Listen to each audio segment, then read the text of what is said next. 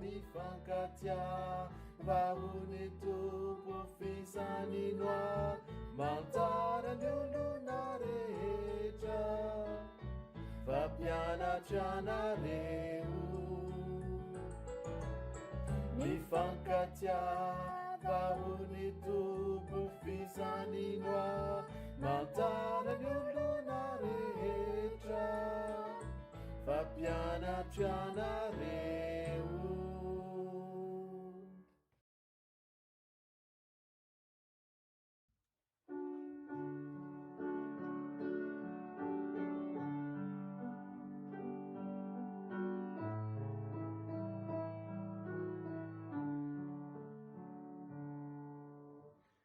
Trouvez dans la vie ta présence, tenir une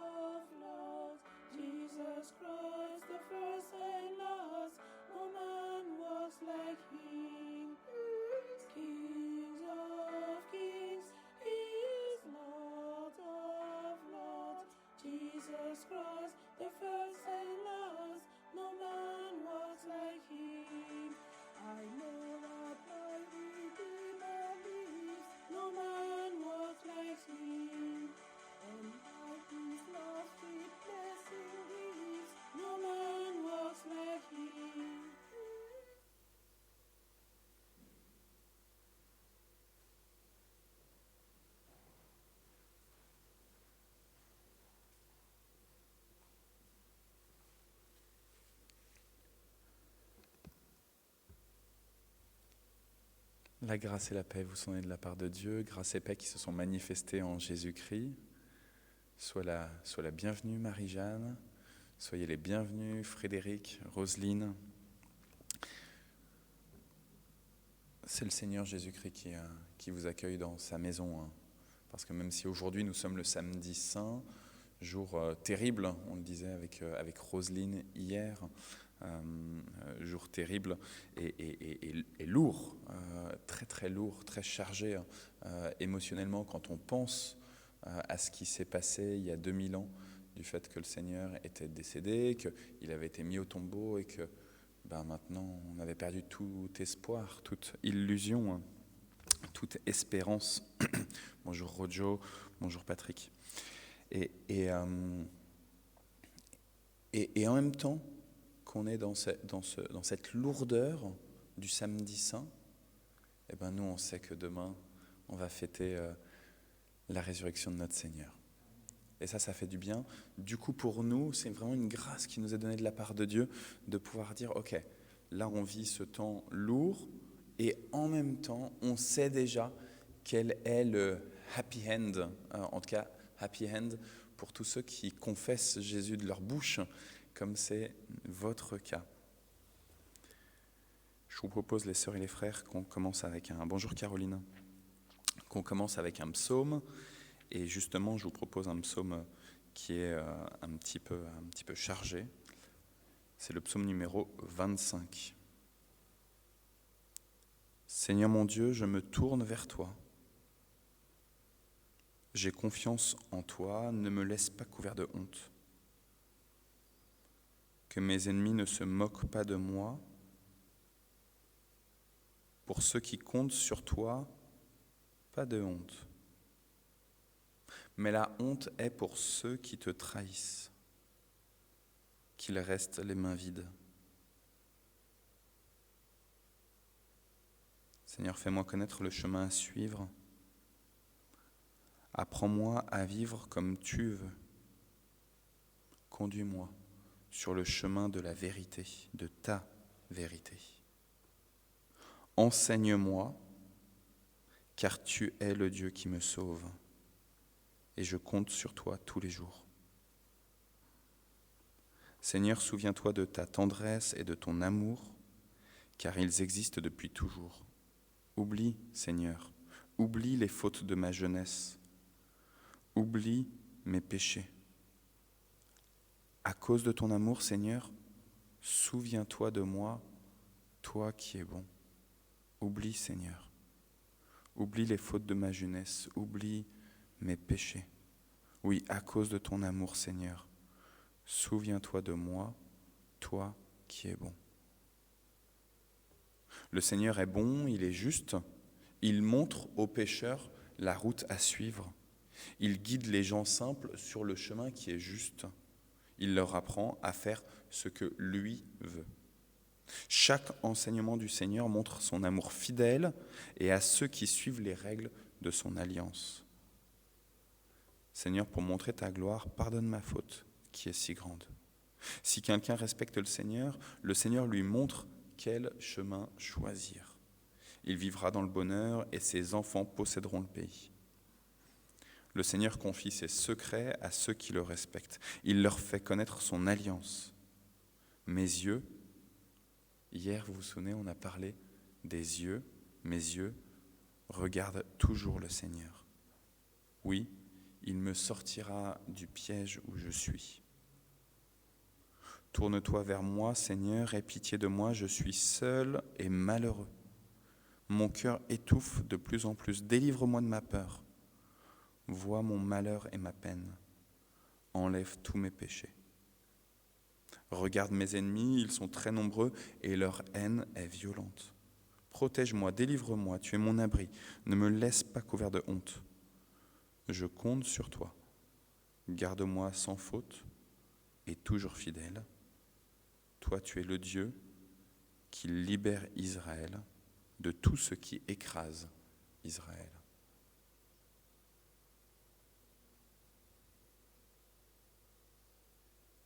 Béni sois-tu, Seigneur, loué sois-tu, Père éternel.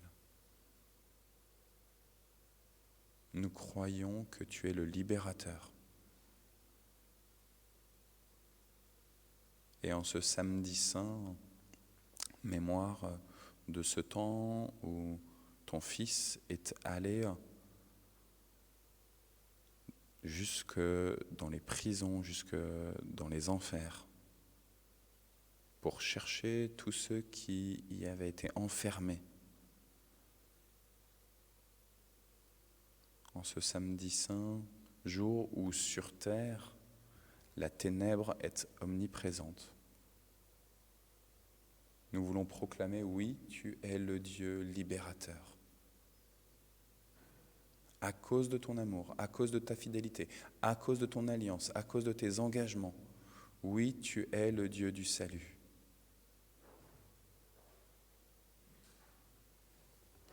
Tu as envoyé ton Fils Jésus-Christ pour nous sauver.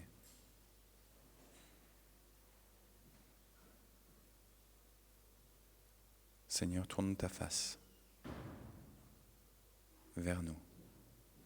Ce matin, à ces quelques heures qui nous séparent de la grande fête de la résurrection.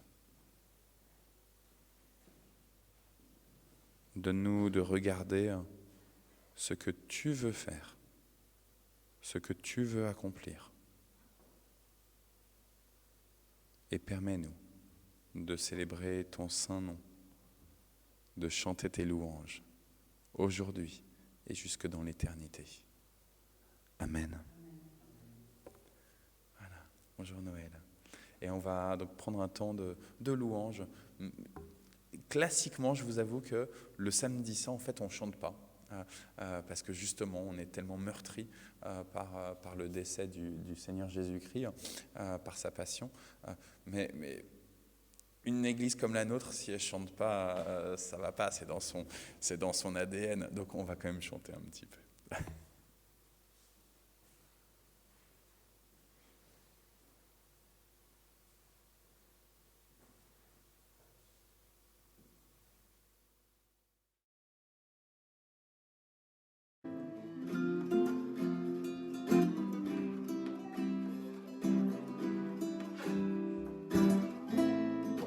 Amour parfait, tu t'es donné à la croix.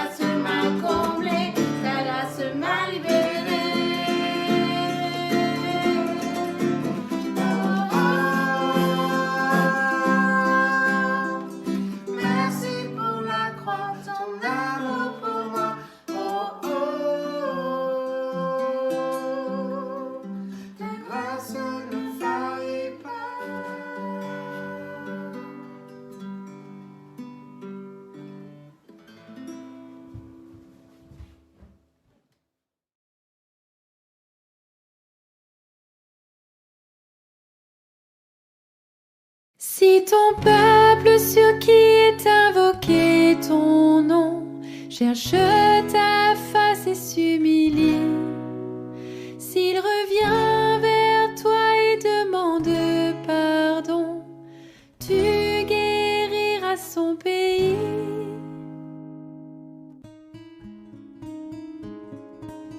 Nous fixons nos regards sur toi, prenons de la hauteur sur tes ailes, abrités sous le manteau du roi, protégés par ta main éternelle.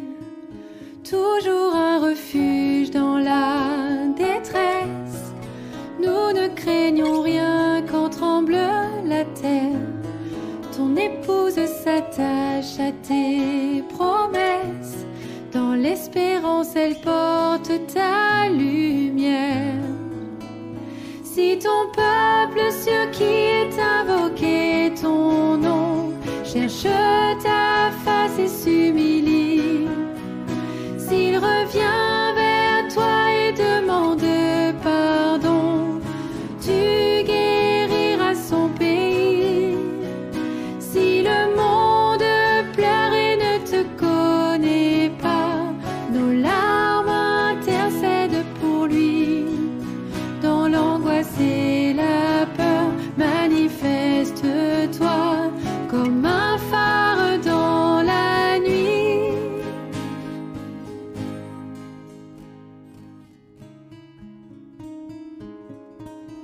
Nous fixons nos regards sur toi, prenons de la hauteur sur tes ailes, abrités sous le manteau du roi, protégés par ta main éternelle.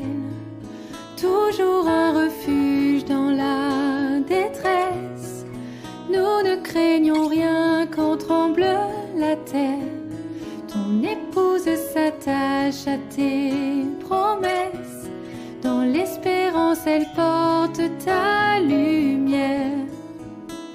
Si ton peuple sur qui est invoqué ton nom cherche ta face et s'humilie, s'il revient vers toi et demande pardon, tu guériras son pays.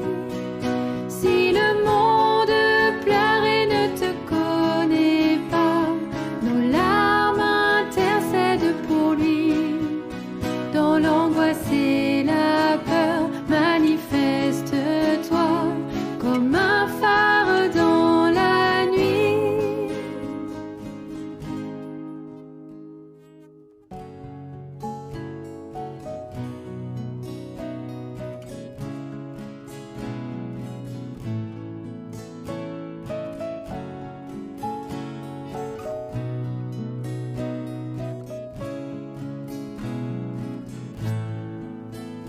Aujourd'hui, le temps semble s'être arrêté.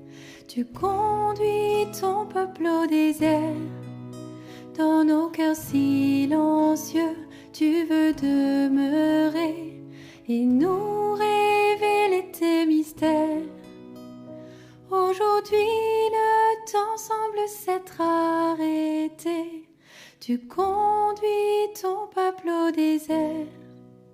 Dans nos cœurs silencieux, tu veux demeurer et nous révéler tes mystères.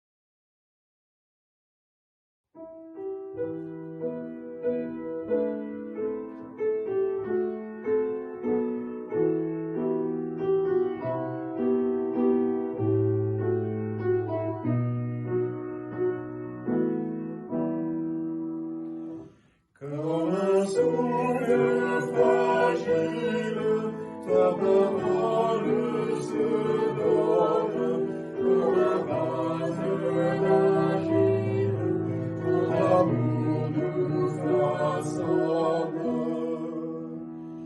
Ta parole est murmure, comme secret d'amour, ta parole est blessure, qui nous ouvre le jour. Comme un souffle fragile, ta parole se donne pour la base d'agir, ton amour nous façonne. Ta parole est l'essence, comme on sort de prison. Ta parole est semence qui m'emmène à moisson. Comme un souffle fragile, ta parole se donne pour la base d'agir, ton amour nous façonne.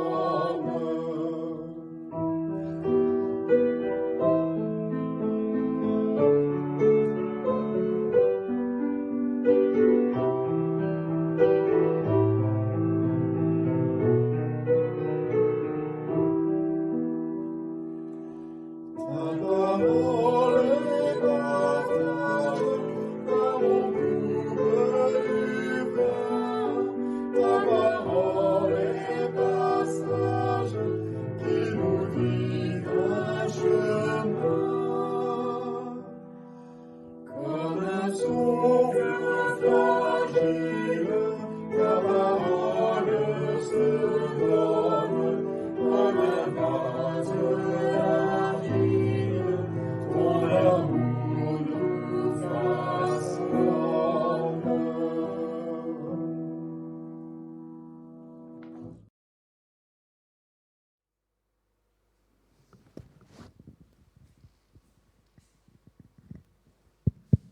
Les soldats emmènent Jésus.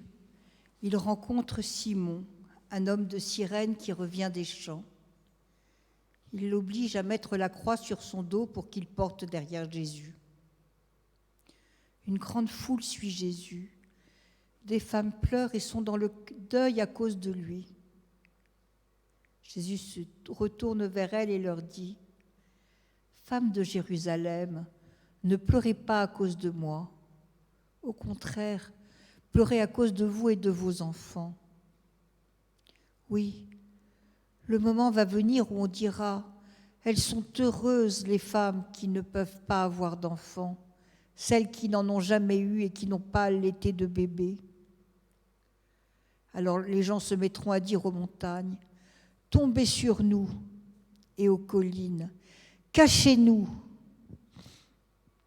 En effet, si on fait du mal à l'arbre vert, qu'est-ce que l'on fera donc à l'arbre mort ?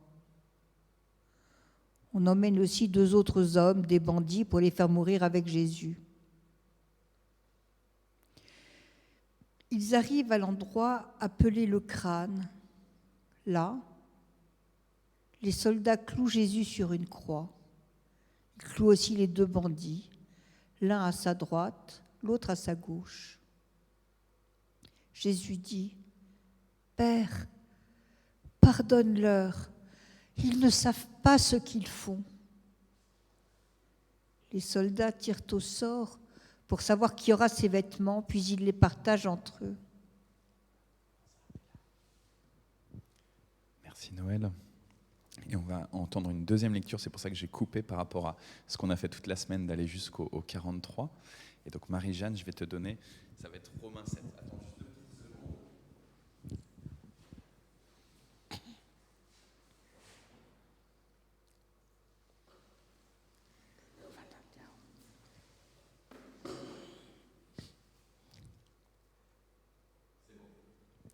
Vraiment, ce que je fais, je ne le comprends pas.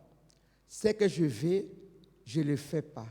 Et ce que je déteste, je le fais. Si je fais ce que je ne veux pas, je reconnais que la loi est bonne. Alors, ce n'est pas moi qui agis, c'est le péché qui habite en moi. Oui, je le sais, le bien n'habite pas en moi, je vais dire en moi qui suis faible. Pour moi, vouloir le bien, c'est possible, mais faire le bien, c'est impossible. En effet, le bien que je veux, je ne le fais pas. Et le mal que je ne veux pas, je le fais. Si je fais ce que je ne veux pas, ce n'est pas moi qui agis, mais c'est le péché qui habite en moi. Amen.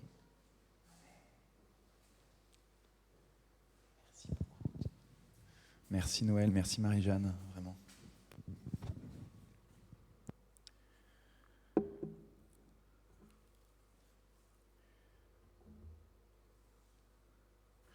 On arrive à la toute fin de notre verset. Jésus dit « Père, pardonne-leur, car ils ne savent pas ce qu'ils font ».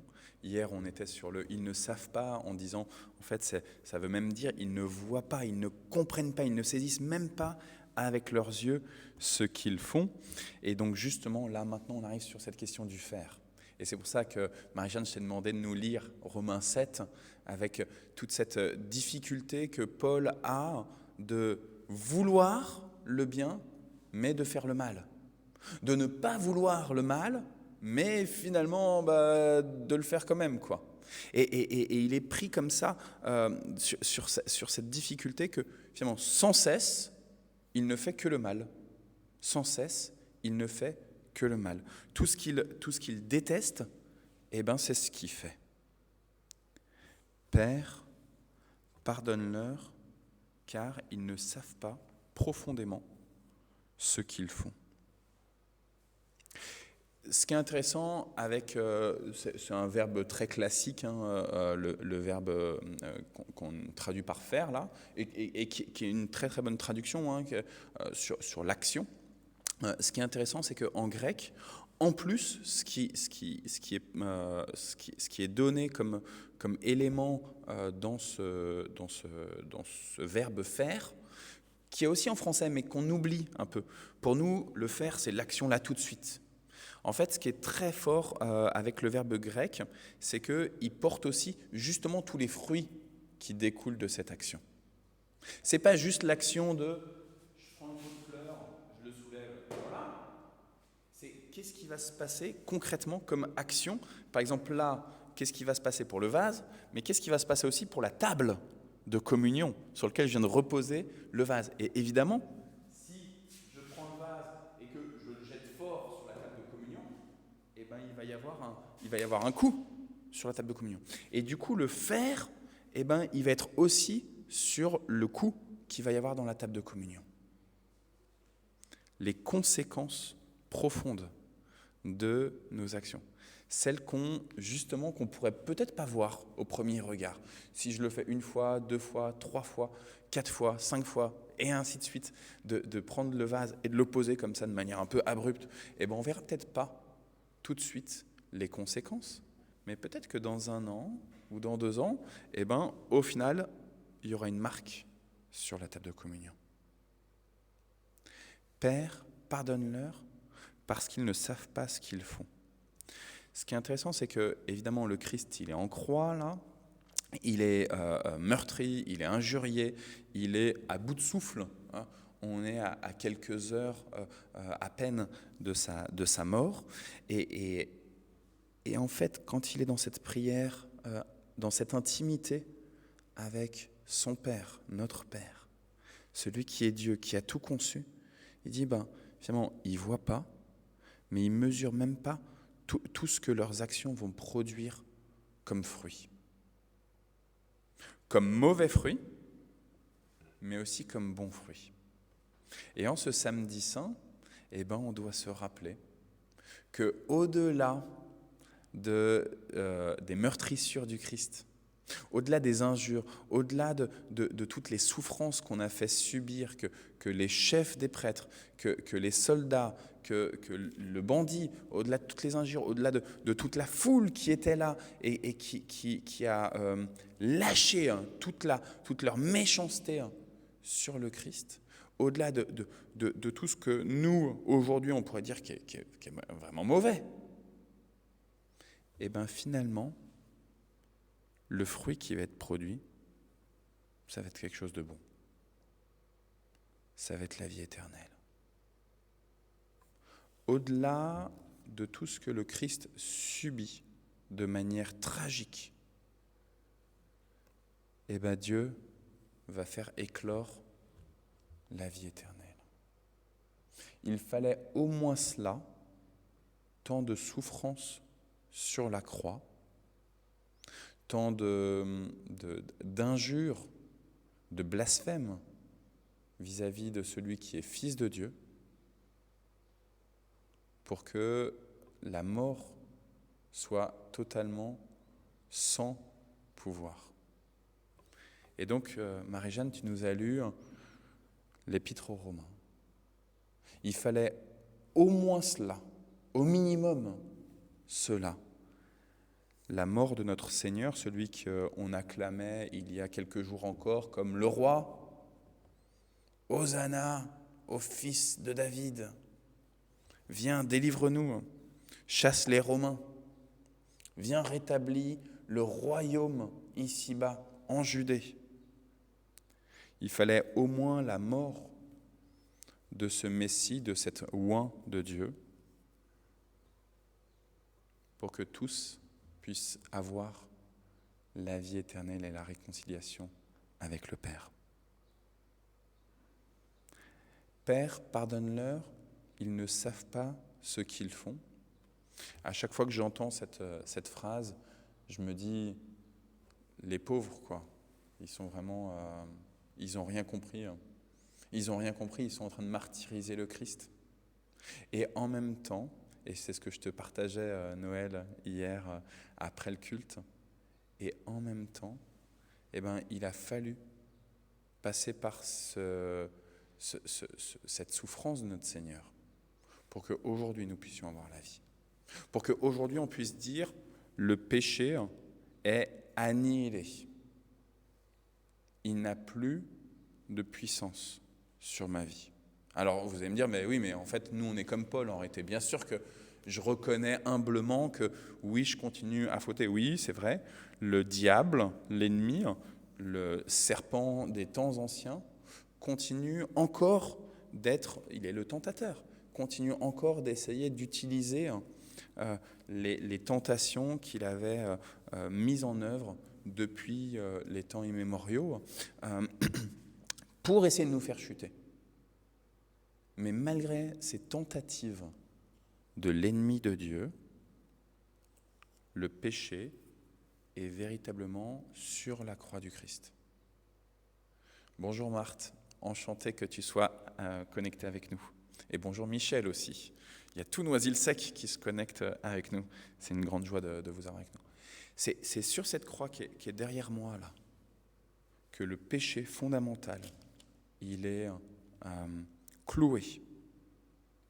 Alors je ne sais pas s'il est cloué sur la couronne du Christ, s'il est cloué dans le pagne que le Christ il a encore vaguement sur lui, s'il a un pagne autour de ses reins.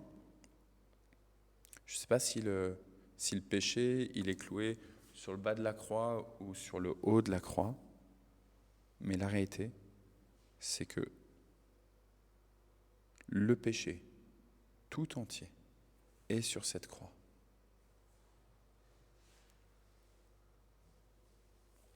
Je vous disais, je ne sais pas où il est. Je ne sais pas si je l'ai déjà raconté cette anecdote. On a fait un camp à Lille avec les adolescents de Noisy-le-Sec il y a 4 ans ou 5 ans, je ne sais plus. Et on fait un rallye dans l'île. Bonjour Marilène. On fait un rallye dans l'île pour rencontrer des acteurs chrétiens de plusieurs confessions. Et on arrive dans une maison de retraite. Alors je ne sais plus si c'était une maison de retraite qui était spécifiquement catholique ou si c'était juste qu'il y avait une religieuse catholique là. En tout cas, donc, on va à la rencontre de cette religieuse. Et la religieuse, comme ça arrive assez souvent, elle était d'une bienveillance envers les adolescents, ces jeunes qui étaient, voilà, ils avaient couru dans l'île, etc. Ils étaient pleins de vigueur, etc. Et elle s'assoit avec nous et elle médite avec nous sur le Christ en croix. Et parce qu'il y avait eu une question des adolescents sur le fait qu'en protestantisme, Christ, il apparaît pas sur la croix. La croix, elle est vide.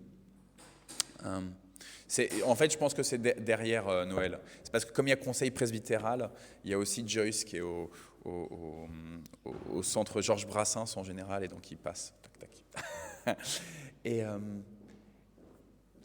Et donc il discute sur ce Christ en croix. Et la religieuse nous dit, moi, à chaque fois que je vois un Christ en croix, un crucifix, je vois sa couronne d'épines, et je pense que sur chaque épine de cette couronne d'épines, c'est l'une de mes fautes à moi. Et c'était tellement fort comme image, qui fait que les adolescents, voilà, on finit notre mini-camp là-bas à Lille, et puis le dimanche d'après, je les invite à prendre la parole pendant le culte.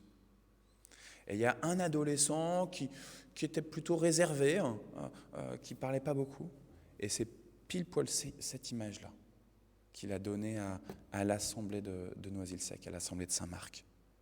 C'était ce qui l'avait marqué, et je pense en fait que parce que ça venait aussi d'une dame à la retraite, religieuse, etc. Et avec une telle empathie pour ses ados. Et que cette femme, salut Joyce, et que cette femme, du coup, elle leur dit comme ça, avec toute la délicatesse, à quel point elle-même, elle fait des fautes. Et que ces fautes-là, Christ les prend sur lui. Complètement. On a eu ta sœur qui est venue, on a eu Colombe qui est venue cette semaine au culte, et puis là on a toi. Vraiment, on est bénis par la famille Bacadilla. C'est une grâce, Joyce. Je ne sais plus quel jour elle est venue, mais c'était vraiment chouette d'avoir Colombe avec nous avant d'aller au lycée. Et donc voilà, tu es le bienvenu, Joyce. On est presque à la fin. Mais en tout cas, cette image là sur la couronne d'épines, et qui fait que chacune de mes actions, elle a une conséquence, un fruit. Je parlais tout à l'heure du vase sur la table de communion qui peut avoir des répercussions. Chacune de mes actions, même celle que j'estime bonne, elle va produire du fruit. Elle va produire du fruit des fois un peu pourri. Et cela va aller sur la couronne du Christ. Père, pardonne-leur, car ils ne savent pas ce qu'ils font. Ils ne mesurent pas que ça vient aussi m'affaiblir, mais ils ne mesurent pas non plus qu'au-delà de ça, je suis victorieux. Je suis celui que tu vas ressusciter. Le Christ l'avait annoncé, détruisez ce temple et au bout de 3 jours, je le rebâtirai. Je pense que quand il disait ça, le je en question, le je le rebâtirai, ce n'est pas Christ lui-même qui sait rebâtir, mais c'est le Père. Le Père habitait dans le Fils habite dans le Père. Et je pense que quand Christ a donné cette parole, il était vraiment plein de l'Esprit Saint, il a parlé de la part de Dieu, en disant « je rebâtirai ». Malgré les souffrances, malgré les injures, le Seigneur Jésus-Christ mesure déjà la conséquence de toutes nos actions, mais aussi de ce que lui, il est en train de vivre sur la croix. Pour ceux qui sont là devant lui, pour ceux qui 2000 ans seront là dans ce temple ou par Facebook, mais aussi pour ceux qui sont arrivés avant lui. Et il y a toute une tradition chrétienne basée sur la deuxième lettre de Pierre, qui dit que, en fait, pendant le temps où Christ a été mis au tombeau, et avant le matin de Pâques, avant l'aube de Pâques, que nous allons célébrer demain matin à 7h du matin. Hein. Je vous invite à venir dès 7h du matin. On va faire un temps un peu de procession là, on va aller vers le feu, on va rentrer dans le temple, on va chanter, on va lire l'Évangile. Et, mais dans cet entre-deux, et puis il y aura un petit déjeuner, donc si vous n'avez pas mangé avant de venir à 7h du mat, pas de problème, il y aura plein de choses à manger avant le grand culte de 10h45. Mais donc, il y a cette tradition qui dit que entre la mise au tombeau et l'aube de Pâques, cette mémoire des femmes qui arrivent au tombeau et qui découvrent que le tombeau est vide, eh bien Christ, il est descendu dans les enfers. Et il est allé récupérer dans les enfers tous ceux qui y étaient avant que lui ne vienne, ne soit incarné sur la terre. Et donc si vous regardez des tableaux, en particulier, puisqu'il y a eu profusion d'œuvres d'art au Moyen-Âge, si vous regardez des tableaux sur ce temps de la passion et de la résurrection, et bien très souvent, on voit Christ qui va chercher notamment Adam et Ève dans les enfers. Ils ne savent pas ce qu'ils font, oui. Adam et Ève eux-mêmes ne mesuraient pas l'ampleur de ce qu'ils faisaient. Ils se sentaient libres d'aller prendre du fruit qui était beau, agréable à regarder et certainement très goûtu. Ils n'ont pas mesuré tout ce que ça allait impliquer pour toute l'humanité, mais aussi ce que ça allait impliquer pour le Fils de Dieu lui-même, lui qui est la parole du commencement, lui par qui tout a été fait et par qui tout va pouvoir renaître, nouveau, réconcilié avec le Créateur. Amen. Alors, classiquement, on a un temps d'intercession, c'est ce qu'on a fait toute la semaine. Hier, j'ai annoncé que le culte serait un peu plus court que d'habitude parce qu'il y a séance de conseil presbytéral en ce moment et que du coup je les ai abandonnés pour venir pour célébrer le culte avec vous. Du coup, je vous propose juste qu'on prenne juste une petite minute de prière intérieure pour notamment remesurer sur cette question de l'action, des conséquences, des fruits de nos actions ou de nos inactions aussi. Et puis on clôture avec le Notre Père. D'accord ?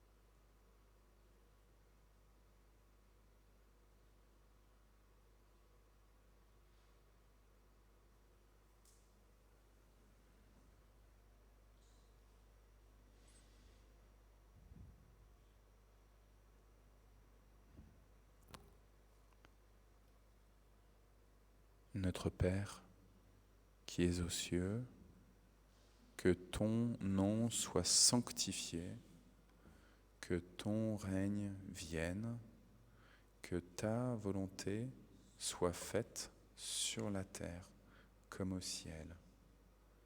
Donne-nous aujourd'hui notre pain de ce jour.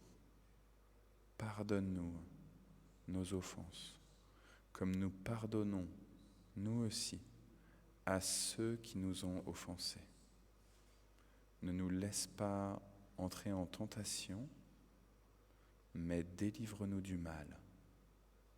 Car c'est à toi qu'appartiennent le règne, la puissance et la gloire, au siècle des siècles. Amen.